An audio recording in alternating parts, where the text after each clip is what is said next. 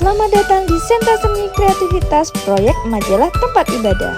Proyek minggu ini diawali dengan game match tempat ibadah. Anak-anak diajak melompati geometri dan menemukan gambar tempat ibadah yang sesuai.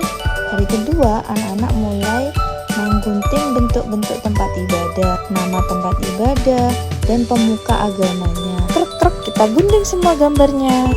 Hari selanjutnya, anak-anak mulai menempel gambar tempat ibadah pada kain yang sudah disediakan. Kita tempel dan tata dengan cantik nih. Hari terakhir, anak-anak mulai merangkai majalah tempat ibadahnya. Nah, ini nih udah jadi, bagus kan? Kita buka dengan ada masjid, ada gereja, kelenteng, ada pura, ada vihara.